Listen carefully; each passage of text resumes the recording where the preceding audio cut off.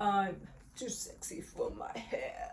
Too sexy for my hair. Welcome back, or welcome if you're new, to The Secret Life of Ab. And today is the second part of my hair exclusive, where we're going to talk about all the things that I recommend to grow your hair longer and retain said length. Disclaimer, this is not a hair YouTube page. However, if you do want to see more hair related content, I am at the service of my subscribers. Let me know and I'll do maybe a braid out or a twist out, show y'all what products I use. But please let me know in the comments, in the YouTube comment section. Y'all know I don't like to keep y'all waiting, so we're gonna go ahead and jump right in. Tip number one.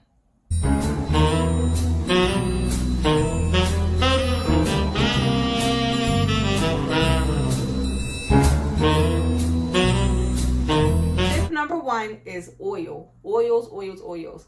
In my last video, I briefly talked about what oils I do not use. So if you haven't seen that, make sure you check it out. It will be linked below in the description bar. Oil is important because it nourishes your scalp. It adds a protective layer. And contrary to popular belief, some oils can actually be moisturizing. Number one oil I use is wild growth oil. I get wild growth oil right from the hair store. It's about $9.99 maybe. It's very lightweight. It's least likely out of the other oils I use to like mess up your hairstyle. It does have coconut oil in it, but if it's combined with other oils, it doesn't have the same drying effect as it does when it's alone. Jamaican black castor oil. I only use the Tropic Owl brand, so this is the only brand that I can vouch for. It's said to have growth promoting properties because of the way that it is processed. It leaves behind ashes, and because of that, it's said to have beneficial nutrients that are essential for hair growth, nail growth, and detoxification. I know Jamaican black castor oil doesn't work for everyone. However, for me personally, it was the key component of what helped revive my edges after experiencing really bad postpartum shed. And I'll insert a picture here. I also use this when the boys lost their hair due to cradle cap. So Jamaican black castor oil is a staple in my household. Regular castor oil, I get this straight from the drugstore, nothing fancy. It has a lot of the same properties that Jamaican black castor oil does, minus the ashes that of course provide the growth promoting properties, but it is a sealing oil. So if you want to seal in your moisture and you have issues with Jamaican black castor oil, you can always use regular castor oil. The thing about castor oil and why sometimes I use it over Jamaican black is because it dries a little faster and it's not as heavy. Hemp seed oil, I get this brand from Nutiva. Hemp seed oil is loaded with omega-3s, omega-6s, really good fatty acids that are good for nourishing your scalp. So although it does have a little smell that I'm not like the biggest fan of, it is a light oil, so it's not going to mess up your hairstyle like Jamaican black and regular castor oil. So this last oil or elixir is a game changer for me. And this is what I mean by oil can add a protective measure. This I spray directly on my ends. It's called the Reconstructing Finishing Elixir from Shea Moisture. It does contain shea butter, but just like coconut oil, if it is combined with other oils, it does not have the same drying or damaging properties. Prior to using this, my hair would grow, but I wasn't able to retain length. So I would constantly have to cut the damage off, which was completely counterproductive.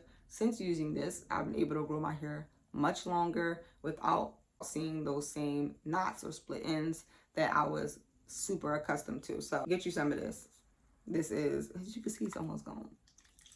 Second thing that I recommend is washing your hair less frequently, which I mentioned briefly in the last video. Personally, I wash my hair every 2 months.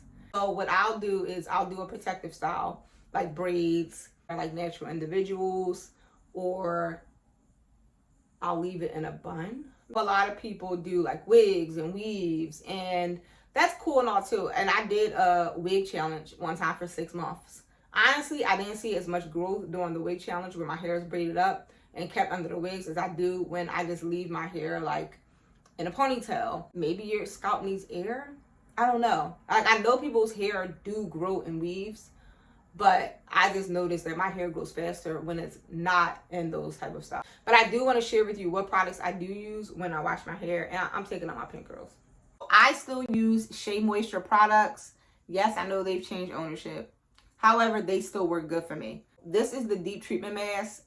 I live by this. I put this on my hair prior to washing. I don't have a time frame. No, I don't pay the directions any mind. I keep it on for longer than 30 minutes. Because I wash my hair like every 2 months, I typically use this every time I wash, since, you know, it's probably due for a deep treatment mask anyway by that time. Also use whatever Shea Moisture shampoo and conditioner that I have on hand at the time. This happens to be the Bamboo Charcoal Deep Cleansing Shampoo. The conditioner might be gone because I really use a lot of conditioner in my hair. This I use as a detangler, the Shea Moisture Coconut Kids leave-in conditioner. As you can see, it's almost gone. And another shampoo that I've actually been using recently, Alfalfa, I believe it's called, Beautiful Curls Curl Activating Shampoo.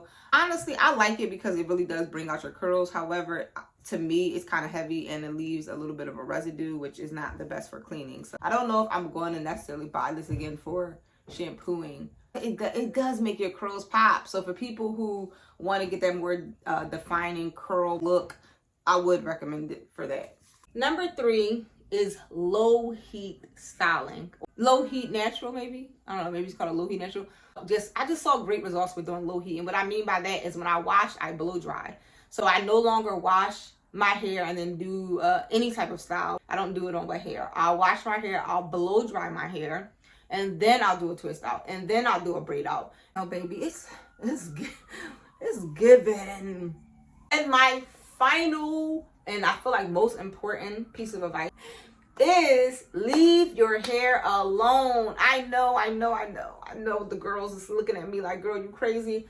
There are people who love to change their hairstyles. But y'all, it's doing more damage than good. It is. I know y'all want, I know you want to be fly. I know. See if you could do a 2-month challenge where you don't change your hairstyle. You just get whatever and you rock out. I know it's gonna be hard, but hear me out, sis and bro. You gonna see them results. You gonna see the results if you leave your hair alone.